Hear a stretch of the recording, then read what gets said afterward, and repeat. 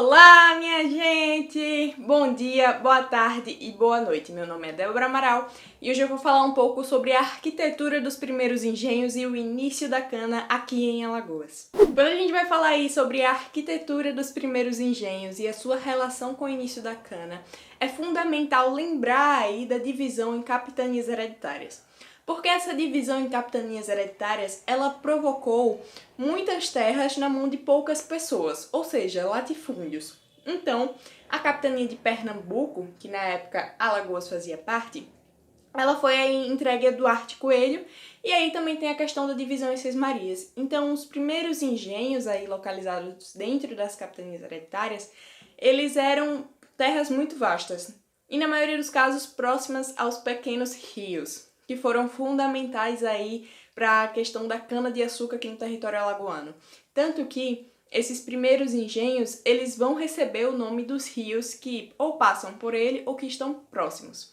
Então a gente vai ver aí o engenho Tatuamunha, a gente vai ver aí o engenho Camaragibe, o engenho Santo Antônio, todos eles recebendo o nome desses rios que passavam ou perto ou dentro.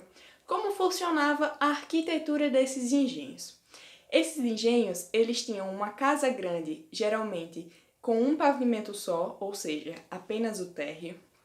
Eles tinham salas e varandas bem amplas, e depois de um tempo também teve-se o costume de que as salas chegavam até 8 ou 10 janelas aqui em Maceió. E aí também, essa casa grande, apesar de ser vasta, ela não tinha a arquitetura tão esbelta, digamos assim, como as casas de Olinda. Tanto que Gilberto Freire faz aí uma certa ironia, uma certa comparação sobre as casas alagoanas, porque fala que elas eram assim, sim, vastas, mas que elas não tinham toda a beleza necessária.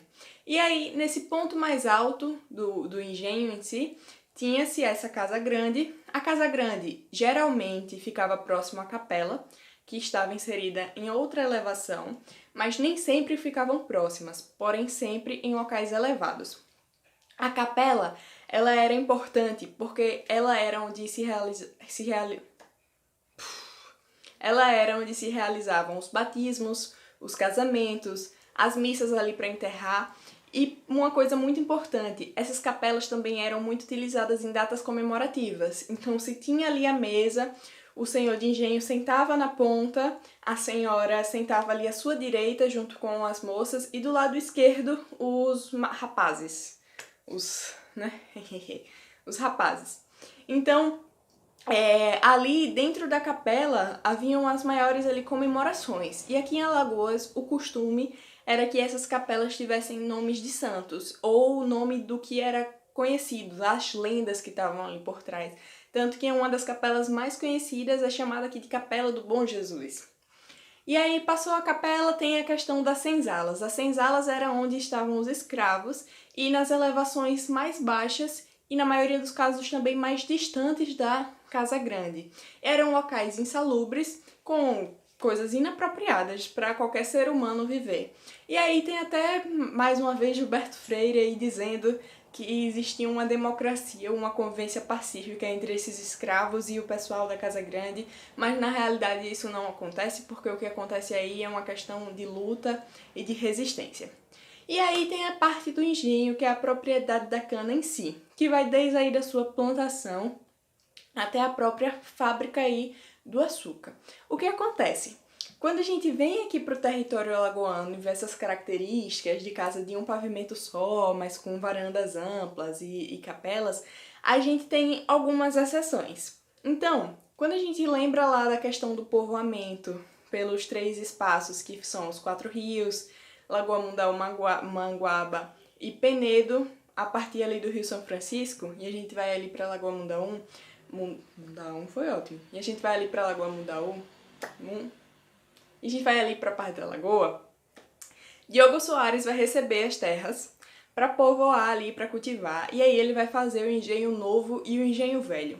Quando ele vai construir esse engenho novo, ele vai ter uma característica na sua arquitetura que vai ser diferente dos outros, porque esse engenho novo ele vai ter 2 pavimentos, ou seja, ele vai ter um primeiro andar. E uma curiosidade importante é que em certo período Dom Pedro II ele vem visitar Alagoas. E quando ele vem visitar Alagoas, ele fica hospedado justamente nesse engenho, que é o engenho que tem mais de um pavimento. Quando a gente volta para outra região de povoamento, que eu falei até em um outro vídeo, que é a região ali de Porto Calvo, com o engenho de Buenos Aires, de Cristóvão Lins, a gente vê que esse engenho ele vai ser bem engenho da época mesmo aqui de Alagoas. Ele não vai ter um segundo pavimento, mas ele vai ter uma varanda muito ampla. Ele era conhecido por ser muito grande, muito amplo. E aí a gente pode observar também outras características desse engenho, porque em certo momento Cristóvão Lins ele doa parte desse engenho para Rodrigo de Barros Pimentel. E quando ele vai doar, na carta de doação, tem algumas características. Então ele fala que tem braço de trabalho, ou seja, escravo, ele vai falar sobre a cana e vai falar sobre o boi. E daí que a gente vai pegar o gancho para o início da cana. Por quê? Porque os primeiros locais aqui que iniciaram a cana, iniciaram através dos rios. O gado, o boi, ele vai ter sua importância depois, mas inicialmente o que vai moer ali a cana aqui em Alagoas são os rios. Ai, Deus. Então vai ser movido a água, e aí ele fala bastante dessas características aí dentro dessa carta.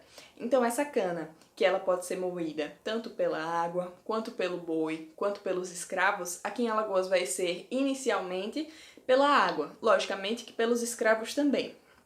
E aí essa cana ela vira o caldo de cana depois de moída.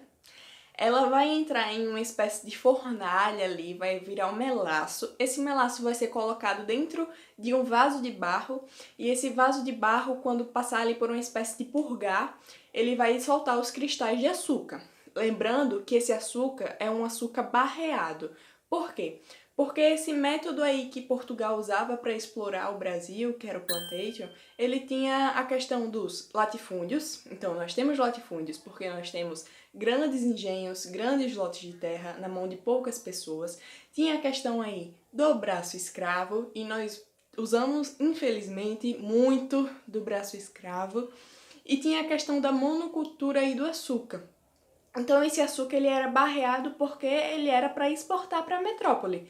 Então exportava-se aí o máximo e poucas refinarias, porque quanto mais refinarias se tinha, menor seria esse lucro aí para a metrópole. De novo, ai, Deus, voltou minha voz, pronto. Menor seria aí esse lucro para a metrópole. Então aqui em Alagoas, os primeiros engenhos eles geralmente vão ter apenas o térreo, várias janelas, capelas com nome de santos, e os primeiros engenhos vão tratar da cana moendo inicialmente com a água e a água dos pequenos rios, certo? Então é isso, foi um vídeo mais curtinho, mas eu espero que você tenha entendido, que você tenha gostado. Curte, se inscreve, compartilha e fiquem bem!